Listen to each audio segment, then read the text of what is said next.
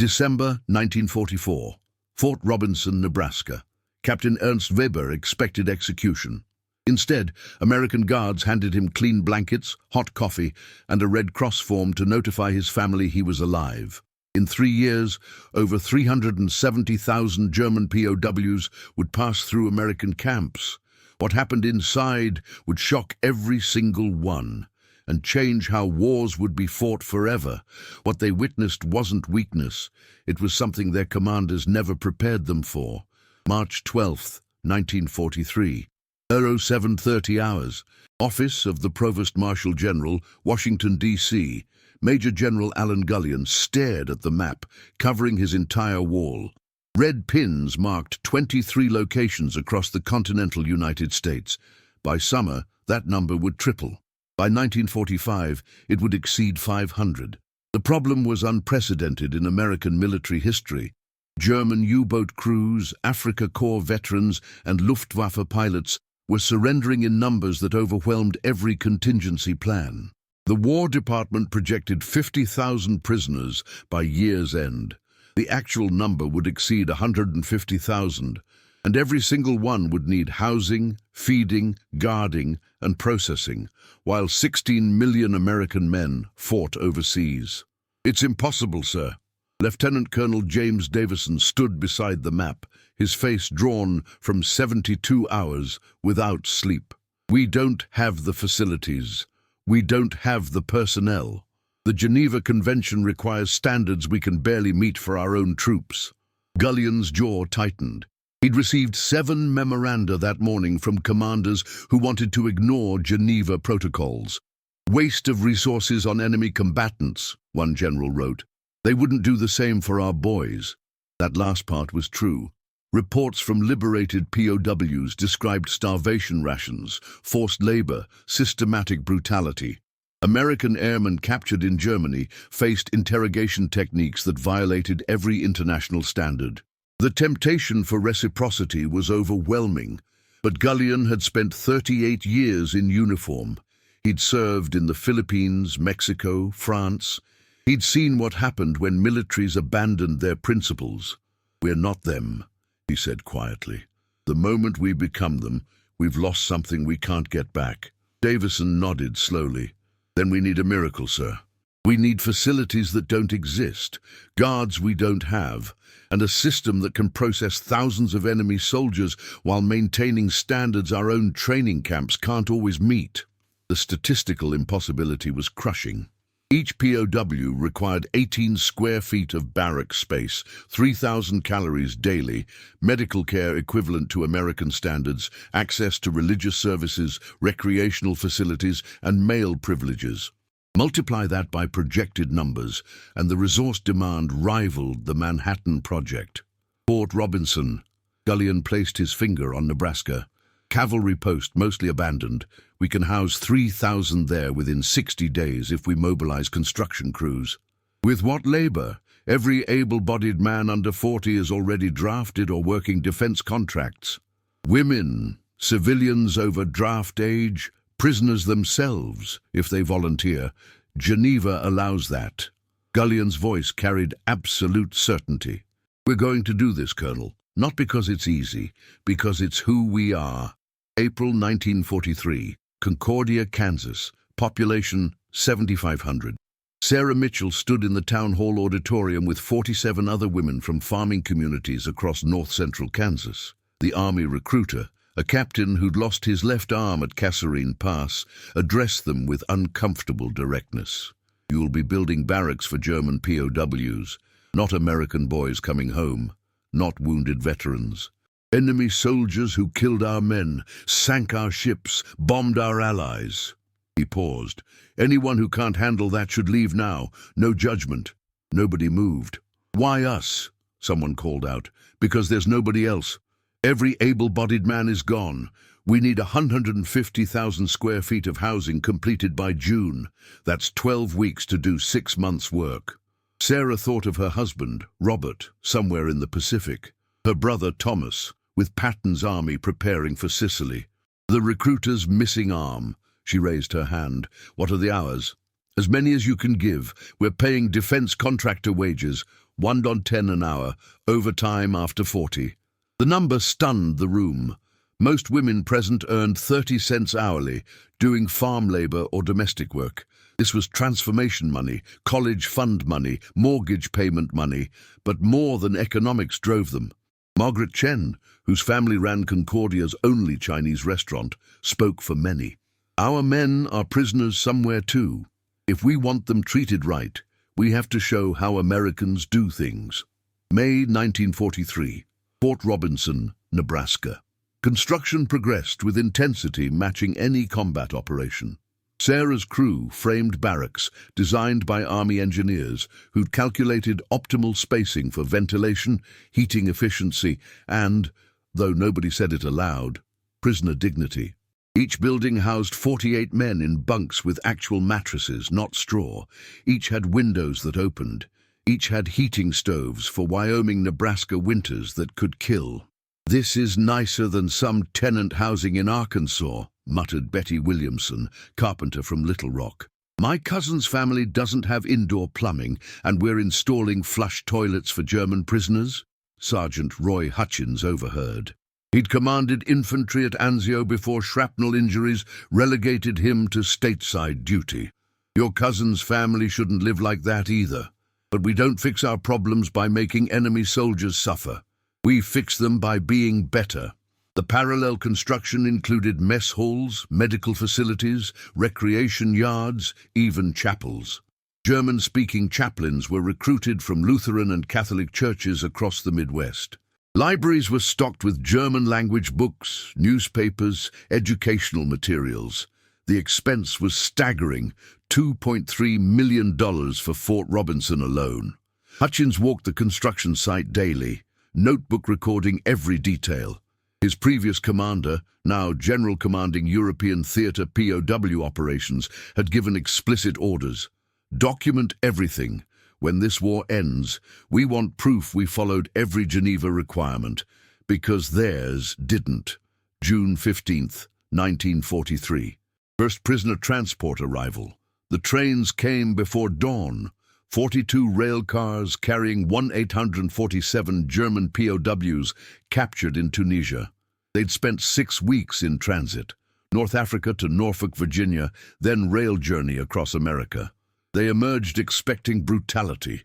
Nazi indoctrination taught that Americans were mongrel race lacking Aryan discipline. Propaganda films showed American cities as barbaric, lawless, racially inferior. Captured soldiers were told to expect execution, torture, starvation. Instead, they faced Sergeant Hutchins and 40 guards carrying unloaded rifles. "You are prisoners of war under Geneva Convention protection," Hutchins announced in fluent German. "You will be treated with dignity consistent with international law. You will be fed, housed, and given medical care equal to American standards. You will not be tortured, starved, or abused. Any guard violating these rules will face court-martial. Any prisoner violating camp rules will face disciplinary action under Geneva protocols. Questions?" Silence. Absolute, stunned silence.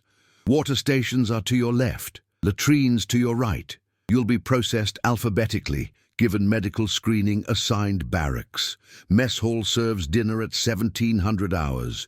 You'll receive Red Cross forms tonight to notify families you're alive. Move out." As they filed past, Hutchins heard fragments of German conversation. "This is trick. They're softening us for interrogation. Wait for the real treatment." It would take weeks before they believed what they were experiencing was real. And when they finally did, everything they'd been taught about America would shatter completely. June 1943, Fort Robinson, POW Compound C. Obergefreiter Klaus Bergmann had survived North Africa, Kasserine Pass, and 3 days buried in a collapsed bunker. Nothing prepared him for American captivity. Morning began at 600 with hot coffee. Real coffee, not chicory substitute or roasted barley. The mess hall served scrambled eggs, fried potatoes, bread with butter. More food than he'd seen in a year of Wehrmacht rations. His first breakfast included orange juice, something he hadn't tasted since 1938. "They're fattening us for something," he told his barracks mates. No army feeds enemy prisoners better than their own soldiers without reason. But the food kept coming. Lunch, beef stew, vegetables, bread, fruit. Dinner, chicken, mashed potatoes, green beans, pie.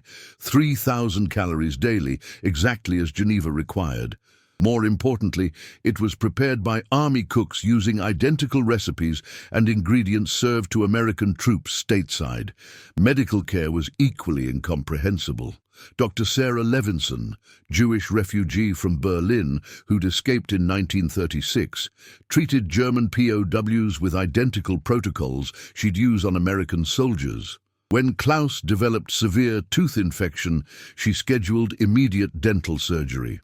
"Why?" Klaus asked through interpreter, genuinely confused. "I'm enemy." Dr. Levinson's response was precise. "You're a patient. I'm a doctor. Politics doesn't enter my examination room." The dental surgery saved his tooth. The bill was covered by U.S. Army medical budget. Klaus had watched Wehrmacht medics leave wounded Russians to die. He'd seen SS units execute Soviet POWs rather than waste medical resources. The cognitive dissonance was crushing. July 1943, work detail assignments. Geneva Convention allowed voluntary prisoner labor for non-military purposes with compensation. Fort Robinson's administrators needed help maintaining the enormous facility. They offered prisoners 30-day work assignments, groundskeeping, kitchen assistance, maintenance, construction repair, payment, 80 cents daily in canteen scrip, purchasing cigarettes, toiletries, candy, magazines. Feldwebel Ernst Kohler volunteered for groundskeeping crew. Career soldier, 22 years Wehrmacht service, veteran of Poland, France, Russia. He expected brutal labor, minimal breaks, guard harassment. Instead, Sergeant Marcus Washington, black soldier from Georgia, supervised with firm but fair professionalism. 8-hour shifts, 15-minute breaks every 2 hours, hour for lunch. Anybody gets heat stroke, we stop work immediately. Safety first, mission second. Questions? Kohler worked alongside Washington for 6 weeks.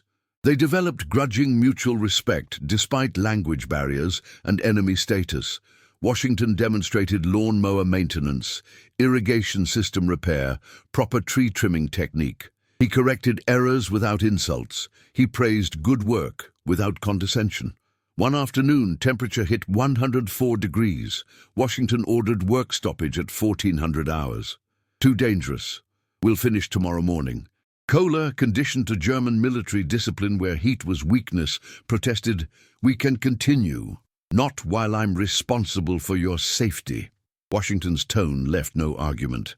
"You're prisoners, not slaves. Now get water and rest." That night, Kohler wrote in journal he'd been allowed to keep, "I do not understand these Americans. They feed us. They care for our health. They treat us better than my own officers treated me. What kind of enemy does this?" September 1943. Educational programs. The camp library, managed by Helen Crawford, former high school teacher from Denver, offered 4,000 German language books, literature, history, science, philosophy. Not propaganda, not censored material. Genuine educational resources, including texts forbidden in Nazi Germany. Gefreiter Johann Weber, 20-year-old from Munich, drafted at 17, discovered Thomas Mann, Erich Maria Remarque, Heinrich Heine, authors banned as degenerate by Reich authorities. He read American history, democratic theory, concepts of constitutional government. "This is re-education propaganda," other prisoners warned. "They're trying to break our loyalty." But Helen's approach was subtle. She didn't lecture, she didn't preach. She simply provided access. Read whatever interests you. Discuss with whoever wishes. Form your own conclusions. Weekly discussion groups formed. Prisoners debated politics, history, morality of war. German officers tried maintaining Nazi orthodoxy, but corporal who'd read banned literature asked dangerous questions. If these books are degenerate lies, why do they make more sense than what we were taught? November 1943. Recreation and religious services. The camp soccer field hosted weekly matches, teams formed by regions, Bavarians versus Prussians, Rhinelanders versus Saxons. American Guards watched with genuine interest, occasionally joining informal games during off hours. Sergeant Hutchins, former college athlete, played goalkeeper and earned prisoners' respect with legitimate skill. Lutheran chaplain Heinrich Müller, German immigrant who'd become U.S. citizen in 1929, conducted services in German. He didn't proselytize American ideology. He preached basic Christianity, dignity of human life, moral responsibility, redemption, forgiveness. His sermons never mentioned politics, yet their implication was devastating to Nazi ideology. Christmas 1943 brought complete emotional collapse for many prisoners. Decorated trees, caroling, special meals, packages from Red Cross. Americans celebrating Christian holiday with genuine warmth, enemy prisoners included. Johann Weber broke down completely during Silent Night, sung in German by American Guards who'd learned phonetically. "They're Christians," he whispered. "They actually believe what they preach. We were told they were godless materialists. But they're treating us like Christ commanded, and we—" He couldn't finish the sentence. The implications were too overwhelming. February 1944. The letter that changed everything. Klaus Bergmann received Red Cross mail delivery, letter from his wife Greta in Hamburg. She described British bombing, food shortages, her work in munitions factory, their daughter's hunger. Then the critical paragraph, "A British prisoner works at our factory under guard. He shares his rations with German workers. He helped repair our apartment building's damage during his off hours. Nobody ordered him to. He simply did it. I do not understand this war anymore. Why do they treat us kindly while we were taught they were monsters?" Klaus read the letter 17 times. His wife, in Germany, was experiencing identical cognitive dissonance from identical source, enemy soldiers behaving with incomprehensible humanity. He sought out Sergeant Washington. Why do you treat us like this?"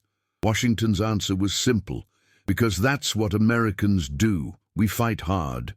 But when fighting stops, we help rebuild. We don't keep hating. We believe people deserve dignity, even enemies, especially enemies, because someday this war ends and we'll all have to live together again." That conversation was repeated thousands of times across hundreds of camps. American guards, administrators, medical staff, chaplains, all delivering the same message, not through propaganda, but through consistent action. The cumulative effect was psychological warfare more effective than any bomb. Americans actually believed their own principles. April 1944, Wehrmacht Intelligence Analysis Center, Berlin.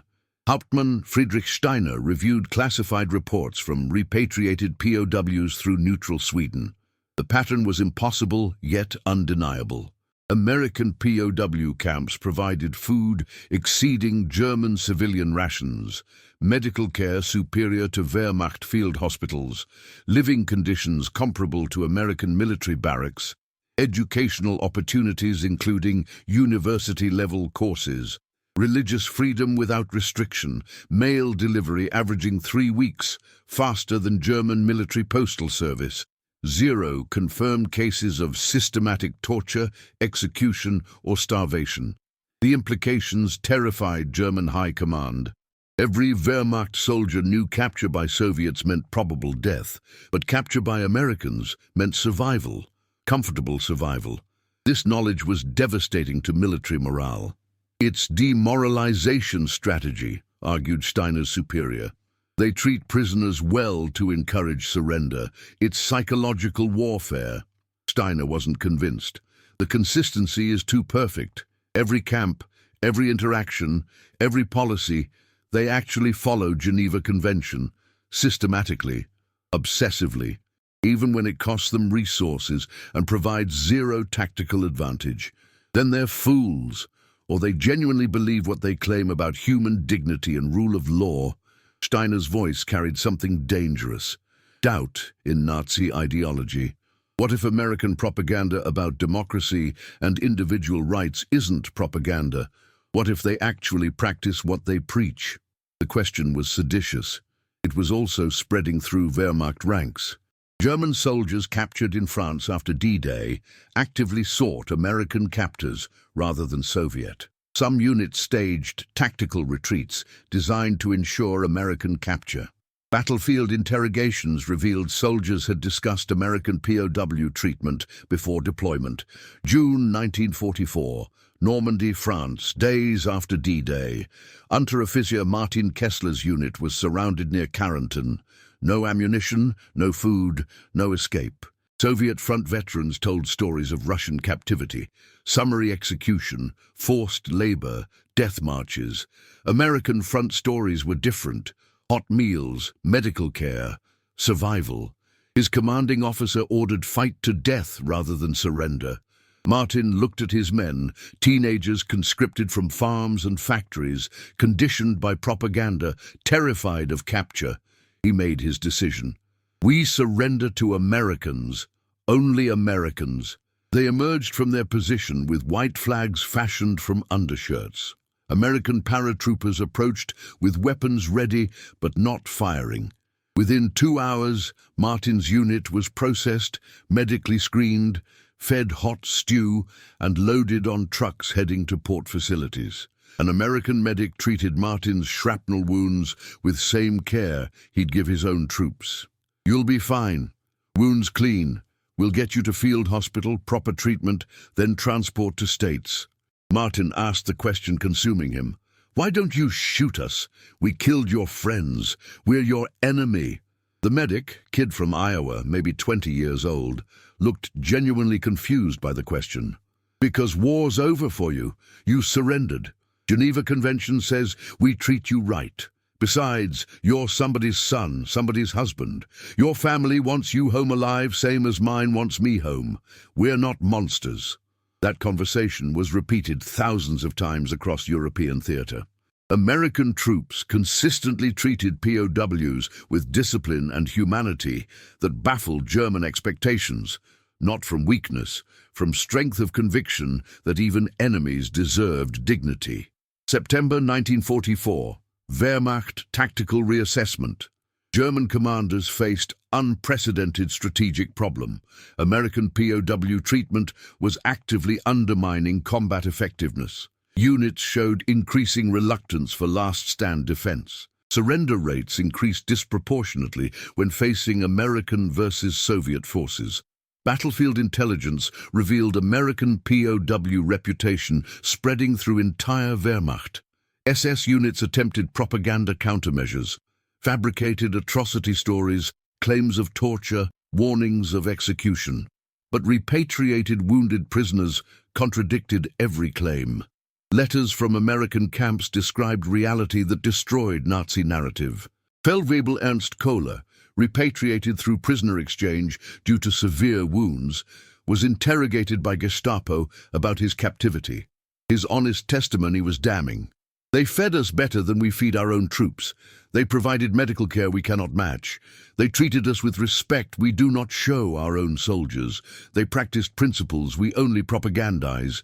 Every day I remained their prisoner, I questioned why we were fighting them. The interrogator struck him. You've been brainwashed by American Jewish propaganda.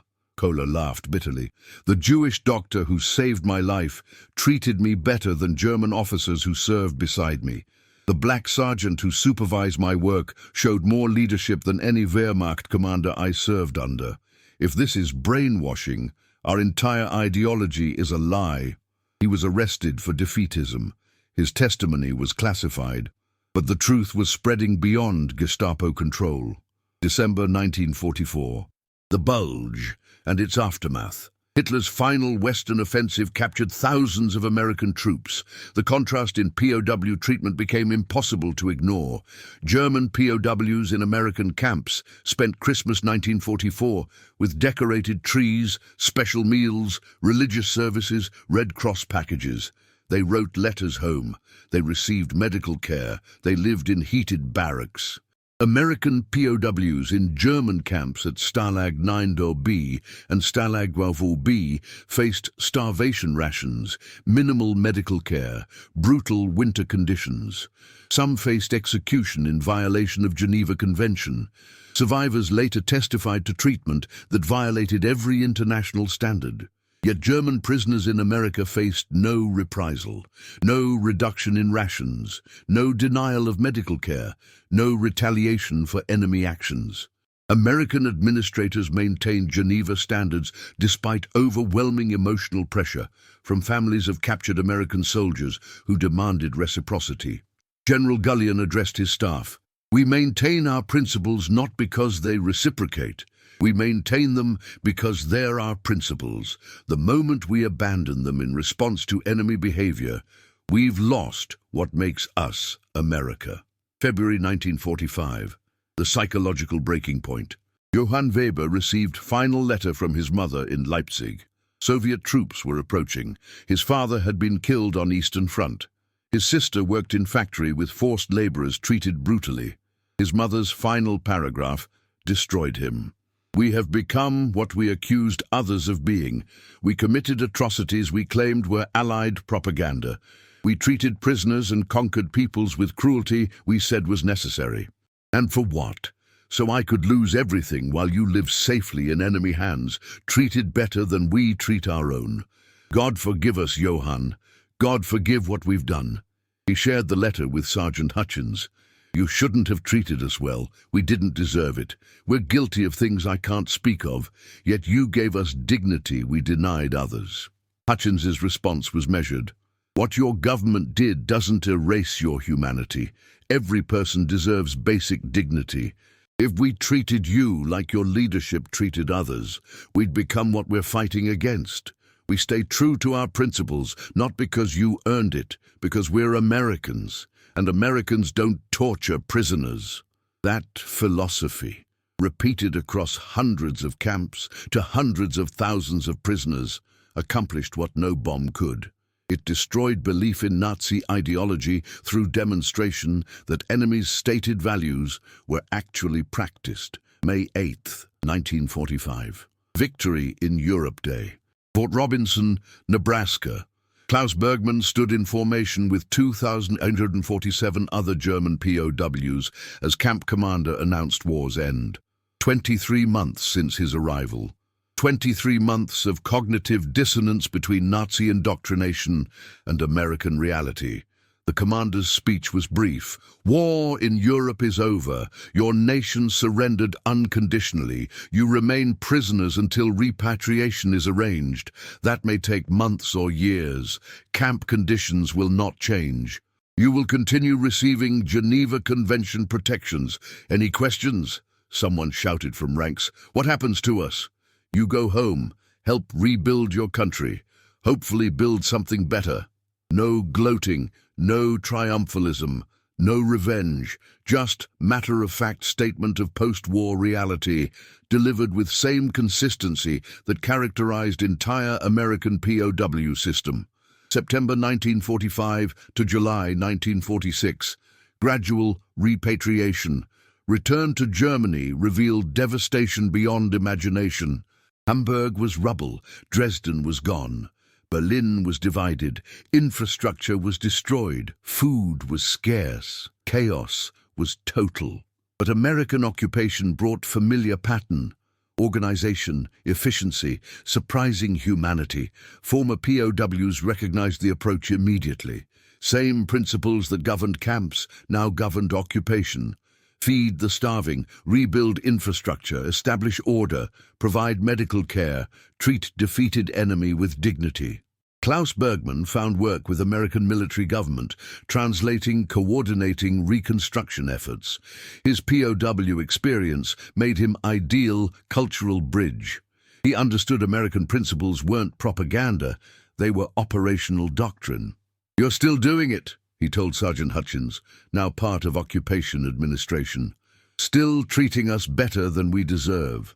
Still don't get it, do you?" Hutchins smiled. "We're not treating you better than you deserve. We're treating you how everyone deserves. War's over. Time to rebuild. Can't rebuild with revenge, only with partnership. 1947-1949. Marshall Plan and German Reconstruction. The economic recovery program that rebuilt Western Europe had its psychological foundation in POW treatment. Hundreds of thousands of German prisoners had experienced American capacity for combining strength with compassion. They returned home as informal ambassadors who understood American intentions weren't conquest, but reconstruction. Johann Weber became schoolteacher in Bavaria. His curriculum included honest history of Nazi period, war crimes, Holocaust. Students asked why he taught such painful truths. His answer was simple: because Americans treated us honestly even when lies would have been easier. They showed us that strength and morality aren't opposites. If we want a better future, we need to face our past truthfully. Former prisoners became mayors, administrators, educators, businessmen. They staffed German government, worked reconstruction projects, facilitated American aid programs. Their POW experience created human foundation for political reconciliation.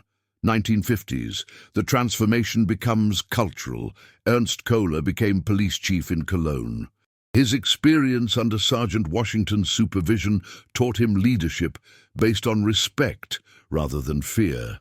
When colleagues questioned his methods, he responded, "Enemy soldier treated me better than my own officers."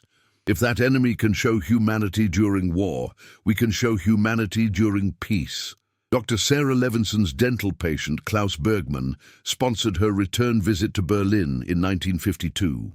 Jewish refugee who'd fled Nazi Germany, treating German POWs with medical professionalism, welcomed back by former enemy she'd healed.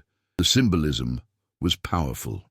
"You saved my tooth," Klaus said at their reunion. "But more importantly, you demonstrated that healing requires treating patient as human, not as political category. That lesson shaped everything I did afterward." 1960s, 1970s. Documentation and historical recognition. As Cold War progressed, American POW treatment became case study in strategic psychology. Military analysts recognized that humanitarian treatment of prisoners achieved objectives that brutality never could. Undermined enemy morale, gathered intelligence, facilitated post-war reconciliation, demonstrated superiority of democratic values. Sergeant Hutchins, retired after 30 years service, was interviewed for Smithsonian Oral History Project. "We didn't treat prisoners well because we were soft. We did it because we were strong enough to follow our principles even when facing enemy who'd abandoned theirs. That strength, moral strength, won war as surely as any bomb." Helen Crawford's library records, preserved at National Archives, documented 847,000 books circulated to German POWs, education without indoctrination, access to banned literature, freedom to question and discuss. The intellectual foundation for post-war German democracy was partly built in American POW camps. 1980s, 1990s. Survivor testimonies and reconciliation. Johann Weber, retired teacher, testified at Holocaust Education Conference, "American POW treatment saved my soul. I participated in regime that committed atrocities. I was complicit through silence and obedience. Americans could have treated us as we deserved, with contempt and cruelty. Instead, they treated us as we could become. Dignified human beings capable of better. That grace gave us possibility of redemption." Martin Kessler, the soldier who'd sought American capture at Normandy, became businessman with operations in United States and Germany. His success was built on relationships formed during captivity, American guards who'd taught him English, administrators who'd facilitated education, workers who'd treated enemy prisoner as colleague. "Americans taught me that yesterday's enemy can become tomorrow's partner. That lesson built my life." 2000s. The full historical accounting. Historians eventually calculated complete statistics. 425,171 German POWs held in United States during war. 2,222 deaths, primarily from disease or accidents, with abuse-related deaths statistically negligible. Contrast with German camps holding American POWs, 93,941 captured, 1,121 deaths, many from systematic neglect or war crimes. Soviet camps were infinitely worse. Every German POW in American custody received Geneva Convention protections, food averaging 3,000 calories daily, medical care equivalent to American military standards, housing meeting international requirements, education, religious services, recreation, male privileges, work compensation, legal protections, disciplinary procedures following international law. The financial cost was enormous. $200 million in 1940s dollars, roughly $3 billion adjusted for inflation. Critics argued resources could have been better spent on American troops. Defenders noted the investment paid dividends in post-war stability, German democracy, and NATO alliance that contained Soviet expansion. General Gullion, who'd established the system, was asked late in life whether humanitarian treatment was worth the cost. His answer was unambiguous. Every penny. We didn't just win war. We won peace. German prisoners returned home having experienced American values in practice. They became advocates for democracy, allies in Cold War, partners in building Europe we have today. You can't buy that with bombs, only with principles consistently practiced. Present-day legacy. Fort Robinson is historic site. Visitors tour preserved barracks, read testimonies, examine photographs of Americans and Germans working side by side. Educational programs teach that strength includes moral courage to treat enemies humanely. Military leadership courses study POW administration as example of operational excellence serving strategic objectives. Former prisoner descendants maintain relationships with American Guards families. Annual reunions bring together children and grandchildren of people who were enemies, demonstrating that reconciliation is possible when humanity supersedes hatred. The lesson endures. Americans in 1943-1946 faced unprecedented challenge of housing hundreds of thousands of enemy prisoners while maintaining values under wartime pressure. They succeeded not through military might, but through moral courage. They proved democracy's claim that all humans possess inherent dignity wasn't empty rhetoric, but operational principle worth defending, even when facing those who'd rejected it. In barracks across Nebraska, Kansas, Texas, and dozens of other states, American guards and administrators did something radical. They treated enemy soldiers exactly as their principles required. No exceptions. No retaliation, no abandoning values under pressure. They stood by their barracks doors and demonstrated that America's strength came not from capacity for violence, but from commitment to humanity. German POWs who expected brutality found mercy. They expected hatred, found decency. They expected revenge, found reconstruction, and when they returned home, they carried understanding that yesterday's enemy could become tomorrow's ally if both sides chose humanity over vengeance. What other untold stories from World War II deserve this kind of recognition? Share your thoughts in the comments below. Did your family have experiences with POWs during the war? Hit that subscribe button and ring the notification bell so you never miss stories that remind us why American values matter. History isn't just about battles won, it's about principles maintained when maintaining them was hardest. Thanks for watching. And remember, how we treat our enemies defines who we really are.